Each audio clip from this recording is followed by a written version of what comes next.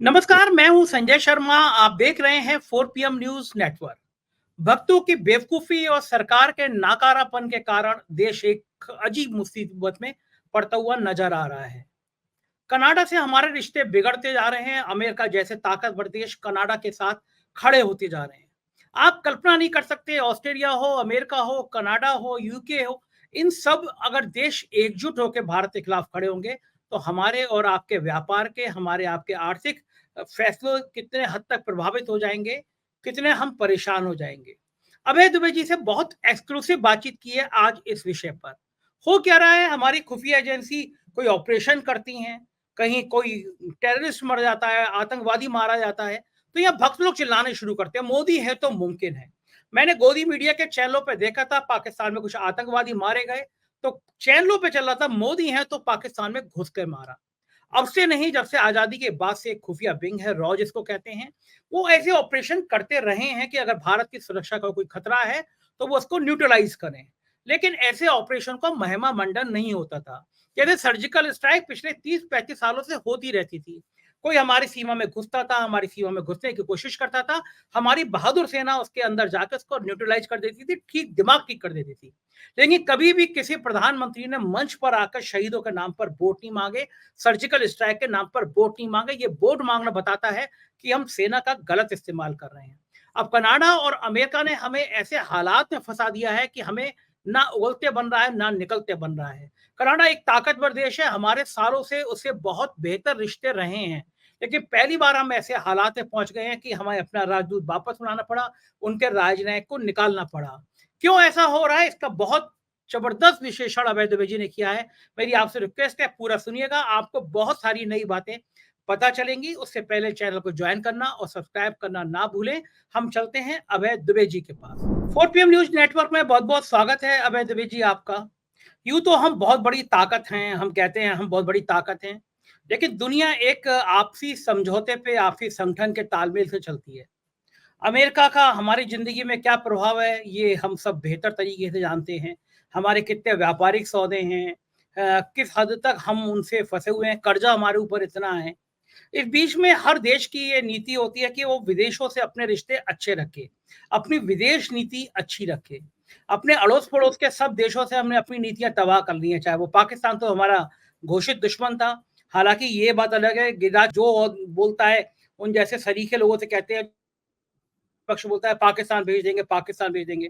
पाकिस्तान हमारे प्रधानमंत्री जाते हैं नवाज शरीफ को हैप्पी बर्थडे कहने, और आजकल विदेश मंत्री गए हुए हैं, इनके ऊपर कोई सवाल नहीं करेगा कि ये पाकिस्तान क्यों गए हैं। लेकिन मेरा कहना यह है कि इन पड़ोसी देशों से खराब रिश्तों के बीच में कनाडा जैसे ताकतवर देश से भी हमने रिश्ते बिगाड़ लिए हैं। और जो दुनिया के 5-7 ताकतवर देश है वो सब कनाडा के साथ आके खड़े हो गए हैं, कनाडा के समर्थन में खड़े हो गए। ये नौबत क्यों आई और ये क्या भारत के लिए ठीक है? क्या हम अपने स्वाभिमान को बचाते हुए, अपने हितों की रक्षा करते हुए कोई बीच का रास्ता नहीं निकाल सकते? और बड़ा महत्वपूर्ण सवाल मैं ये पूछने जा रहा हूँ अभय जी, मैं मानता हूं कि नौकरशाहों ने देश को बर्बाद करने में सबसे बड़ी भूमिका अदा करी है। लोग पॉलिटिकल लीडर को कहते हैं, बदनाम करते हैं कि ये बेईमान होते हैं, लेकिन मुझे लगता है नेता को हर 5 साल बाद इम्तिहान देना पड़ता है जब चुनाव आते हैं। ये ब्यूरोक्रेट तो एक बार एग्जाम दे लेते हैं फिर जिंदगी भर मौज काटते हैं।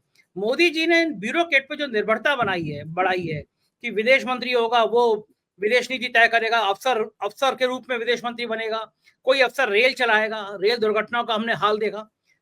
कोई सीजेंट पॉलिटिशियन होता वो विदेश मंत्री बनाया जाता, सुषमा स्वराज जैसा आदमी होता, अटल बिहारी वाजपेयी जैसा दिमाग का आदमी होता, रिश्ते बेहतर बनाता। कनाडा के जो हमारे तनाव चल रहा है ये हमें कहां तक नुकसान पहुंचा देगा, आपका क्या मानना है? देखिए, आपने जो बाद में आपकी टिप्पणी का जो बाद वाला हिस्सा है, मैं वहां से शुरू करूंगा। ये पहली बात तो ये है कि जो सवाल आपने उठाया है बहुत महत्वपूर्ण सवाल है, और ये बहुत संवेदनशील प्रश्न भी है। इस पर हम लोग को सतर्कता से विचार करना चाहिए, सरकार के विरोध या पक्ष में खड़े होकर नहीं। जो वस्तुस्थिति है उसको सामने रखकर हमें वस्तुस्थिति के आईने में पूरी परिस्थिति को देखना पड़ेगा और तथ्यों की समीक्षा करनी होगी। और उसके लिए मैं अखबारों में जो चीजें प्रकाशित हो रही हैं इस बारे में, उनका सहारा लूंगा, ताकि 4 PM के दर्शकों के सामने एक एक भरोसेमंद तस्वीर पेश की जा सके। ऐसी तस्वीर नहीं जो कि हमारी इच्छाओं की उपज हो, ऐसी नहीं, ये हमारे राजनीतिक रुझान की उपज हो, ऐसी तस्वीर मैं पेश नहीं करूंगा। आपने जो आखिर में कहा, आपने कहा कि जो जो नौकरशाहों के ऊपर, अफसरों के ऊपर जो बहुत हद से ज्यादा भरोसा है, इस बात से मैं आपकी पूरी तरीके से सहमत हूं। होता क्या है कि जब आप अफसरों को मंत्री बनाते हैं, चाहे वो रिटायर्ड हो चुके अफसर हों या बहुत दिन पहले रिटायर्ड हो चुके अफसर हों, उनको मंत्री बनाते हैं, तो आप उनको एक आदेश देते हैं। क्योंकि वो अफसर राजनेता नहीं होते, उनका राजनीति में कोई स्टेक नहीं होता, राजनीति को करने के अभ्यस्त नहीं होते हैं, जनता में कोई उनका जनाधार नहीं होता है। चुनाव वो लड़ते रही हैं, उनको राज्यसभा में पिछले दरवाजे से ले आया जाता है, चुनाव लड़ने की उन्हें कोई फिक्र नहीं होती है। इसलिए जो प्रधानमंत्री उन्हें सत्ता में लाता है, मंत्री बनाता है, कैबिनेट रैंक का या राज्य मंत्री बनाता है, उसके प्रति वो निजी तौर पर वफादार होते हैं, पहली बात। दूसरी बात यह है कि उनको जो आदेश दिया जाता है कि भाई ऐसा ऐसा कर दो, तो वो उसके आधार उस आदेश देने वाले, चाहे वो गृह मंत्री ने दिया हो आदेश, चाहे प्रधानमंत्री ने आदेश दिया हो, या आदेश वो कहीं से आया हो, या राष्ट्रीय स्वयंसेवक संघ की तरफ से आदेश आया हो, वो उसको उसके राजनीतिक फायदे नुकसान को सामने रखकर कोई उनके साथ में चर्चा नहीं करते। वो ये आकलन नहीं करते कि भाई ये आदेश आप दे रहे हैं, आदेश का हम तो पालन कर लेंगे, लेकिन सोच लीजिए इसके ये नुकसान हो सकते हैं। ऐसा करने का उनके पास मादा भी नहीं होता है। ऐसी बात नहीं कि केवल वफादारी वश वो ऐसा नहीं करते, बल्कि ऐसा करने का मादा भी नहीं होता है। वो राजनीतिक आकलन करने के इस तरह से महारथी भी नहीं होते हैं। अब जैसे कि मान लीजिए अश्विनी वैष्णव है, प्रधानमंत्री ने कहा कि भाई बुलेट ट्रेन चलानी है या फलानी ट्रेन चलानी है, उस ट्रेन का वहां से उद्घाटन करना है, तो बजाय इसके कि वो उसका एक विश्लेषण करके प्रधानमंत्री के सामने पेश करें, वो कहें कि हम आपके आदेश का पालन करेंगे क्योंकि आप हमारे नेता हैं, लेकिन इसका ये नुकसान फायदा हो सकता है, आप जरा सोच लीजिए एक बार। ये ना हैसियत होती है उनकी, ना ऐसी उनकी अंदर क्षमता होती है। वो चुपचाप उस आदेश का पालन करने में लग जाते हैं, फिर मुल्क का जो हो, रेल मंत्रालय का जो हो वो हो। विदेश मंत्रालय की भी यही स्थिति है। जो जयशंकर विदेश मंत्री हैं, वो एक प्रतिभाशाली अफसर थे, इसमें कोई शक की बात नहीं, लेकिन उन्हें नहीं पता है कि विदेश मंत्रालय के इर्द गिर्द काम करने वाली जो बहुत सारी एजेंसियां हैं, वो क्या काम कर रही हैं, किसके आदेश पे काम कर रही हैं, क्या वो जो काम कर रही हैं, उस काम करने के कारण के फलितार्थों के रूप में जो फायदा नुकसान होने वाला है, उस फायदे नुकसान का पूरा आकलन किया गया है। जयशंकर में तो वो क्षमता है नहीं उस फायदे नुकसान का आकलन करने की। अब आप देखिए, इस वक्त भारत और पाकिस्तान के संबंधों को तो छोड़ दीजिए, वो तो कभी भी अच्छे नहीं थे, आज भी अच्छे नहीं है, और मेरा मानना है कि निकट भविष्य में या दूरगामी भविष्य में भी अच्छे नहीं होंगे। उसके अच्छे होने के लिए किसी चमत्कार की हमें प्रतीक्षा करनी पड़ेगी। दुनिया के दो बड़े महत्वपूर्ण देशों के साथ भारत के संबंध इस वक्त सांसत में पड़े हुए हैं। उनमें एक देश है कनाडा और एक देश है यूनाइटेड स्टेट्स ऑफ अमेरिका, संयुक्त राज्य अमेरिका। कनाडा से जो संबंध है उनको लेकर बहुत हो हल्ला हो रहा है, क्योंकि कनाडा के जो प्रधानमंत्री ट्रूडो हैं, वो इस गदर में कूद पड़े हैं और उन्होंने अपना अस्तित्व उस पर दांव पे लगा दिया है। ऐसा लगता है कि उनका दोबारा कनाडा में चुना जाना इसी बात के ऊपर निर्भर है। पिछले साल जून में निज्जर नाम के एक आतंकवादी की ब्रिटिश कोलंबिया में जो सरे जगह है, उसके गुरुद्वारे में हत्या हुई। ये जो निज्जर था, ये भारत सरकार ने उसको आतंकवादी घोषित कर रखा था। खुद कनाडा भी नहीं मानता था कि ये कनाडियन नागरिक जरूर था, कनाडा भी ये नहीं मानता था कि ये कोई बड़ा भला आदमी है। कनाडा ने उसको नो फ्लाइंग लिस्ट में डाल रखा था। उसको हवाई जहाज का इस्तेमाल वो नहीं कर सकता था, और कनाडा भी उसको संदेह की निगाह से देखता था। कुछ लोगों ने उसकी जो पार्किंग लॉट था उसमें गोली चलाई उसमें, और निज्जर की हत्या हो गई। उसके बाद 3 लोगों को गिरफ्तार किया गया। थोड़े दिनों बाद एक चौथे व्यक्ति को गिरफ्तार किया गया। ये चारों लोग भारतीय हैं। उनके नामों से देख के लगता है कि ये भी कुछ सिख या पंजाबी किस्म के लोग हैं। ये 2-3-4 साल पहले से धीरे धीरे करके तरह तरह के पासपोर्ट और वीजा, तरह तरह के वीजा पर कनाडा आए हैं। कोई कहीं पढ़ रहा था, कोई कहीं नौकरी की ट्रेनिंग ले रहा था, वगैरह वगैरह इस तरह का। ये चारों मुकदमे का इंतजार कर रहे हैं। ये स्थिति है। अब ट्रूडो ने भारत के ऊपर यह आरोप लगाया कि निज्जर की हत्या में भारतीय राजनयिक जो कनाडा में जो भारतीय उच्चायोग है उसमें सक्रिय हैं, उन राजनयिकों का हाथ है। उन राजनयिकों ने कनाडा के अंदर जो खालिस्तानी तत्व हैं, उन खालिस्तानी तत्वों के खिलाफ इंटेलिजेंस यानी सूचनाएं जमा की, और फिर उन सूचनाओं को भारत को सप्लाई किया, और उसके आधार पर एक अपराधियों का एक गिरोह जिसका नेता लॉरेंस बिश्नोई है, आप सोचिए, जिसका नेता लॉरेंस बिश्नोई है, लॉरेंस बिश्नोई के जरिए निज्जर की हत्या करवाई गई। ये ट्रुडो का पूरा का भारत के ऊपर आरोप, पूरा का पूरा भारत के ऊपर आरोप है। जाहिर है लॉरेंस बिश्नोई का नाम कनाडा का प्रधानमंत्री ले रहा है। सोचिए लॉरेंस बिश्नोई कितना बड़ा बॉस हो चुका है। अभी उसके बारे में अखबार में 1 पेज का आर्टिकल छपा था, 1 पेज का पूरे का, जिसमें ये था कि वो बिल्कुल दाऊद इब्राहिम की तरह उसका उभार हो रहा है। 3 बड़ी हत्याओं में लॉरेंस बिश्नोई का नाम सामने आ रहा है। पहली हत्या है सिद्धू मूसेवाला की हत्या, दूसरी हत्या है निज्जर की हत्या, और तीसरी है बाबा सिद्दीकी की हत्या जो अभी हाल ही में हुई है। इन तीनों हत्याओं के साथ में लॉरेंस बिश्नोई का नाम जोड़ा जा रहा है। और इस वक्त वो, उसके बारे में कहा जाता है उसके पास 700 लोग हैं। वो जेल, भारत की जेल में बैठा हुआ है। उसके पास 700 लोगों का गिरोह है। इस गिरोह के आधार पे वो सारे, न केवल भारत में, जब कनाडा में हत्या करवा सकता है, इसका मतलब अंतर्राष्ट्रीय स्तर का सरगना है, अंतर्राष्ट्रीय स्तर का माफिया है या सरगना है, जो भी आप नाम देना चाहें। तो लॉरेंस बिश्नोई का नाम ट्रुडो लेते हैं। अब ऐसी स्थिति में भारत सरकार ने उसका खंडन किया। भारत सरकार ने कहा कि आप इसका कोई सबूत दीजिए हमें। ट्रुडो भारत सरकार को कोई ठोस सबूत दे पाने में असमर्थ है। ये उन्होंने अभी कुछ दिन पहले जो एक गवाही दे रहे थे, एक कमेटी की बैठक में कमेटी की बैठक में साक्ष्य दे रहे थे, उस साक्ष्य में उन्होंने बात मान ली है कि हमारे पास जो कुछ भी था, कुछ खुफिया जानकारियां थी, कोई ठोस चीज नहीं थी हमारे पास कोई, इसलिए हमने भारत को कोई सबूत नहीं दिया।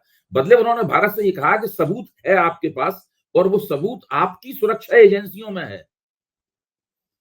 आप अपनी जासूसी संस्थाओं की जांच कीजिए और उसमें हम आपकी मदद करने को तैयार हैं। ट्रुडो का जवाब सुनिए आप।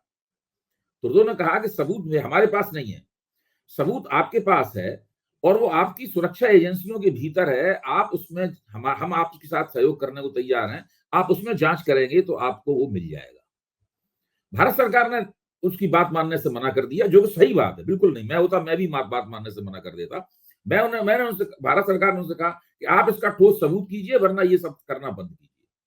अच्छा, अब ट्रुडो ने जो आरोप लगाए हैं, अब आप सोचिए जरा इस बात के ऊपर। ट्रुडो के आरोप एक 5 आई ऑर्गेनाइजेशन है,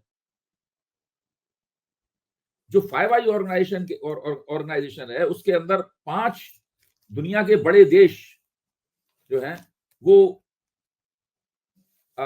एक मेंबर है। कनाडा भी उसमें है, उसमें फ्रांस है, उसके अंदर जर्मनी है, उसके अंदर अमेरिका है। इस तरह के 5 देश हैं। ये 5 आई ऑर्गेनाइजेशन आपस में खुफिया सूचनाओं का आदान प्रदान करते हैं। तो ये 5 आई ऑर्गेनाइजेशन को कनाडा के आरोपों के ऊपर, वो कनाडा के आरोपों को बहुत गंभीर मानते हैं, उनको सब्सटेंशियल यानी ठोस मानते हैं, यथार्थपरक मानते हैं उनके आरोपों को। और उनका कहना यह है कि भारत सरकार को कनाडा के साथ में सहयोग करना चाहिए। अब जो भी हो परिस्थिति, सच्चाई जो भी हो, अभी तक ट्रुडो कोई ठोस आरोप नहीं दे पाए हैं, ठोस सबूत नहीं दे पाए हैं। इसके बावजूद दुनिया के 5 बड़े देश कनाडा समेत भारत के ऊपर दबाव डाल रहे हैं कि आपकी जासूसी संस्थाओं को उनके साथ मिलकर काम करना चाहिए।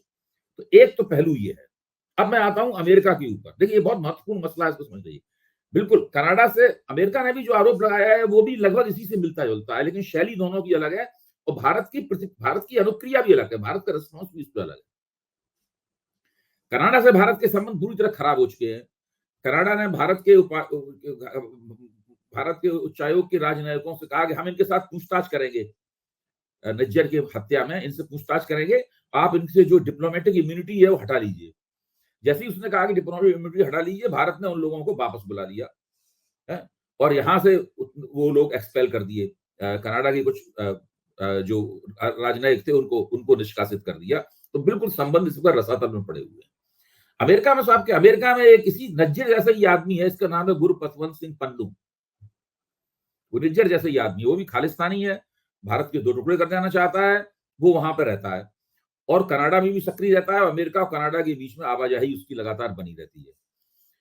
अमेरिकी जस्टिस डिपार्टमेंट ने आरोप लगाया है कि भारतीय एजेंटों ने पन्नू की हत्या का षड्यंत्र किया, जो कि नाकाम हो गया। अच्छा, इसमें एक बड़ी गजब बात हुई इसके अंदर।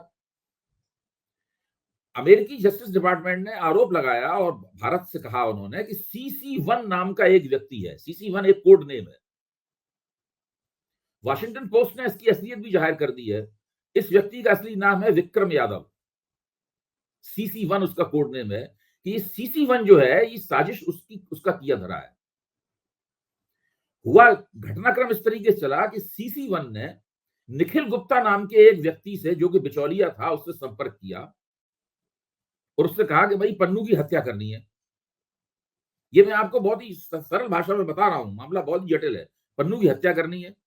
निखिल गुप्ता ने एक एसेसिन यानी एक हत्यारे से संपर्क किया और उसको किराए पे लेने की कोशिश की।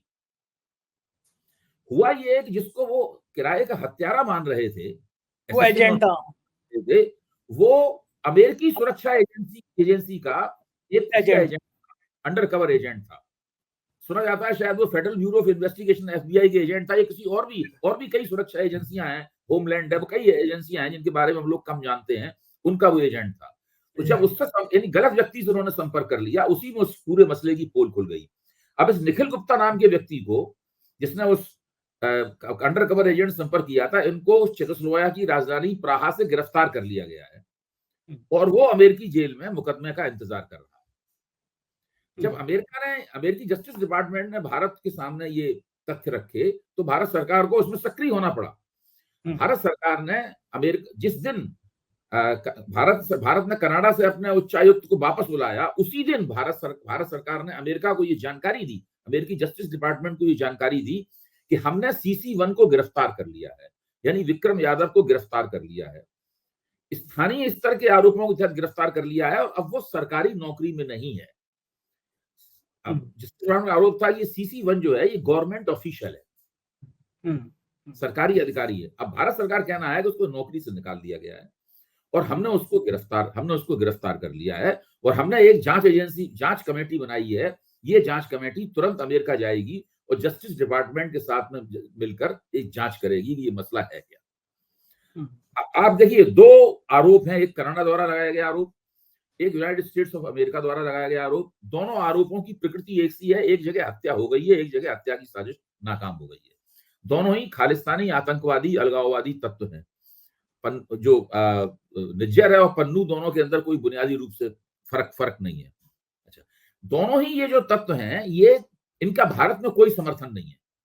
बिल्कुल ठीक बात। और जो आपने जिसकी निखिल की बात करी, उसके घर वाले सुप्रीम कोर्ट गए थे कि इसमें दखल दिया जाए, सुप्रीम कोर्ट ने दखल देने से मना कर दिया। भारत सरकार भी निखिल को स्वीकार नहीं कर रही है कि निखिल नाम का कोई, जो पिक्चरों में देखते हैं कि रॉ का एजेंट जब जाता है तो सरकार कहती है हमसे कोई मतलब नहीं है, अगर तुम पकड़ गए तो फिर तुम जानो, तुम्हारा काम जाने। तो निखिल की स्थिति भी वैसी है। और लेकिन बीच में ये भी सूचना आई कि अमेरिका में रॉ को ऑफिस बंद कर दिया गया, ये कह दिया गया इस ऑफिस बंद करिए। तो ये सरकार इसमें कहीं चूकी या सरकार ठीक है अपनी जगह, ये सब मामला बिगड़ दोनों तरफ है।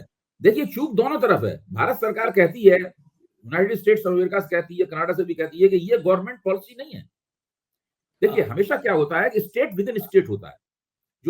जो सरकारी एजेंसी, खासतौर से जो खुफिया गुप्तचर एजेंसियां होती हैं, उनके काम करने का तरीका ऐसा नहीं होता है कि हर चीज का वो लिखित अप्रूवल ले रही हो प्रधानमंत्री से या गृह मंत्री से या किसी और दूसरे अपनी हायर अथॉरिटी, ऐसा कुछ नहीं होता है। वो लोग काफी जोखिम उठा के काम करती हैं, सही बात है, लेकिन उसके पीछे एक जबरदस्त राजनीतिक और कूटनीतिक आकलन होता है। उनको बहुत आखिर तक सपोर्ट किया जाता है, भले ही उनको खुलेआम सपोर्ट न किया जाए, लेकिन बाकी सारा समर्थन उनके साथ में होता है, वरना कौन अपनी जान कुर्बान करेगा? कोई नहीं करेगा। इतना खतरा उठाते हैं। है कि भारत के ऊपर ऐसे आरोप पहली बार लगे हैं आजादी के बाद में। इतने प्रधानमंत्री हो चुके हैं, इसमें भारत के प्रधानमंत्री भी थे, भाजपा के प्रधानमंत्री थे अटल बिहारी वाजपेयी, जो खुद विदेश मंत्री रह चुके थे भारत के, यानी विदेश नीति पर उनकी बड़ी अच्छी पकड़ थी। अच्छा, अब उसमें क्या है कि पन्नू ने इस मौके का फायदा उठाया। पन्नू ने एक सिविल सूट दायर किया अमेरिकी अदालत में, डोभाल का भी नाम है उसमें। हाँ, सुनिए तो आप, सिविल सूट दायर किया। उस सिविल सूट में उसने दो लोगों को फरीक बनाया, यानी दो लोगों को उसने अभियुक्त बनाया। एक उसमें है भारत के सुरक्षा सलाहकार अजित डोभाल और दूसरे हैं तत्कालीन रॉ चीफ सामंत गोयल। रॉ के तत्कालीन मुखिया जो अब रिटायर हो गए हैं, सामंत गोयल हैं दूसरे। दोनों को नोटिस जारी हुए हैं कि आके अदालत में आप हाजिर होइए। इसीलिए जब अभी प्रधानमंत्री अमेरिका गए थे तो अजित डोभाल उनके साथ नहीं गए थे। सारी दुनिया में ये छपा है कि अजित डोभाल इसलिए नहीं गए कि उनके नाम वहां नोटिस है, वहां लोरेंस उनको है। पकड़ा जा सकता है या उनको अदालत में खड़े होने के लिए मजबूर किया जा सकता है। अब आप सोचिए भारत की स्थिति कितनी खराब है। इसीलिए भारत के मुख्य विपक्षी दल कांग्रेस ने इस मसले पर साफ तौर पे ये कहा है, मेरे पास वो भी खबर है, मैं सब अखबार अपने सामने रखे हुए और उनके हवाले से सारी बात कह रहा हूं। इसमें एक भी लफ्ज, एक भी तथ्य ऐसा नहीं है जो मैंने अपनी मर्जी से पेश किया हो। ये सब Hindustan Times, Indian Express, Bhaskar, इन सब में खबरें छप चुकी हैं, पहले पन्ने से लेकर अंदर के पन्नों तक। उसमें कांग्रेस ने साफ कहा है कि ये एक ऐसा मसला है, इसमें हम सरकार के साथ हैं। ठीक बात। हम थोड़ा चाहते भी हैं कि इस मसले पर आप साफगोई बरतिए, क्योंकि भारत की प्रतिष्ठा सारी दुनिया में इन आरोपों के कारण खतरे पर है और ब्रांड इंडिया के ऊपर बहुत बड़ा संकट आया हुआ है इस वक्त। ये कांग्रेस ने सरकार से कहा है। सरकार इस मामले में पूरी तरह चुप्पी साधी हुई है और ट्रुडो के खिलाफ गोदी मीडिया में प्रचार हो रहा है जैसे वो दुनिया का सबसे बड़ा खलनायक है। अच्छा, ट्रुडो मैंने ने जो तो रवैया अपनाया है, इसमें वो रवैया आपत्तिजनक भी है। संजय जी, मैं साफ कह अभी रहा हूँ, मैंने तो शो देखा था टीवी मेन, मैं चैनल का नाम नहीं लेना चाहता, मैंने शो देखा कि पाकिस्तान में घुस घुस के मार दिया आतंकियों को, ये है मोदी की ताकत। आप सोचिए कितना बड़ा बेवकूफी का काम कर रहे हैं। रॉ के बिल्कुल। अफसर ये काम करते रहे हैं कि विदेश में कोई आतंकवादी है तो उसको न्यूट्रलाइज किया है हमारे यहाँ लोगों ने, हाँ। लेकिन कभी इसका ये सत्ता का महिमा मान नहीं करती है कि हमने कराया है। लेकिन यहाँ नहीं, वक्त ये करके वो साबित करना चाहते हैं कि जो घुस के मानते हैं, घुस के मारा के नाम पर हमारा वोट बढ़ते हैं। वोट बढ़ते हैं। अच्छा, दूसरे और देखिए, अखबारों में संपादकीय छप रहे हैं, निज्जर पन्नू मुद्दा पश्चिमी साजिश का हिस्सा है। अब आप सोचिए कि उसमें साफ तौर पे लिखा हुआ है कि इसी दौरान ट्रूडो ने अमेरिका, ब्रिटेन और न्यूजीलैंड के नेताओं से भी बात की। ये पांचों देश फाइव आइज ग्रुप में है जो आपस में खुफिया जानकारी साझा करते हैं। अच्छा, अब उसमें वो दिखा रहे, इस छोटा संपादकीय है, एक 25-30 लाइन का संपादकीय है। इसमें वो दिखाना चाहते हैं कि पूरी वेस्ट पश्चिमी दुनिया जो है ना, फाइव आई तो पूरी पश्चिमी दुनिया हो गई, पूरी पश्चिमी दुनिया भारत के खिलाफ साजिश कर रही है। अच्छा, एक तरफ तो आप पूरी पश्चिमी दुनिया आपको कहती है कि आपकी अर्थव्यवस्था बड़ी अच्छी है, भारत का बाजार बहुत अच्छा है, तो आप गदगद हो जाते हैं। अच्छा, कौन सा ऐसा तर्क है जो हमको मानने के लिए मजबूर कर सकता है कि पश्चिमी दुनिया के सभी देश भारत के खिलाफ साजिश कर रहे हैं? नहीं, और आप और इतने आप कल्पना ताकतवर कीजिए संजय जी, और आप एक कल्पना और कीजिए कि अगर वास्तव में ये देश भारत के खिलाफ हो जाएं, खड़े हो जाएं और साजिश करना शुरू कर दें, तो हम लोगों के लिए बहुत मुश्किल हो जाएगी। सही बात है, और बिल्कुल सही कह। साजिश है, अगर ये साजिश है, तो फिर ये CC1 को कैसे गिरफ्तार किया गया है? सही बात है, तो क्यों और CC1 दूसरा। सरकारी अधिकारी था, ये CC1 सरकारी अधिकारी था, अब सरकारी अधिकारी नहीं है। ठीक है, निखिल गुप्ता को भारत सरकार अपना मानना इजहार कर दे, लेकिन CC1 यानी विक्रम यादव तो सरकारी अधिकारी था। उसमें भारत सरकार कहती है now CC1 is no longer Indian official. No अब नहीं है जी, तो लेकिन मैं कह रहा हूं कि ये अखबारों में ये कह देना कि वो साजिश है। अच्छा, जहां तक पश्चिमी देशों के पाखंड का सवाल है, वो सब हम लोग जानते हैं। वो लोग जिसको चाहते हैं आतंकवादी कहने लगते हैं, जिसको चाहते हैं उनको स्वतंत्रता के लिए अच्छा, संघर्ष करने वाला कहना चाहते हैं। उनके लिए हिजबुल्लाह आतंकवादी है, जो हौती विद्रोही हैं, इजराइल वो उनके लिए 17,000 आतंकवादी है। इजराइल हाँ, 17,000 बच्चे हाँ, मार चुका, तो इजराइल आतंकी नहीं है। और पन्नू और निज्जर जो है वो ब्रिटिश, वो वहां के नागरिक हैं, उनके अधिकारों की सुरक्षा करना उनका कर्तव्य है। तो इसे नाटक ये जो ब्रिटिश, जो पश्चिमी पाखंड सबको पता है, लेकिन इसको जानते हुए भी भारत को अपने अंतर्राष्ट्रीय हितों को सुरक्षित करना है और ये सुरक्षा कर पाने में मौजूदा सरकार नाकाम। पहली बात तो ये आरोप लगने ही नहीं चाहिए थे। ठीक बात है। दूसरी बात, जब ये आरोप लगे हैं तो आपने उसको इस तरीके से उनका खंडन किया है, इस तरीके से उनका प्रतिरोध किया है, जिससे आप जो अंतर्राष्ट्रीय ग्रुप है फाइव आई, आप उसके चक्कर में फंस गए हैं। ये सारे देश इस मसले पे, कम से कम इस मसले पे भारत के खिलाफ और भारत की आलोचना करते हैं। अब भारत सरकार का क्या ये ऑफिशियल स्टैंड है कि भारत सरकार का ये अधिकृत रवैया है कि ये देश आप भारत के खिलाफ साजिश कर रहे हैं?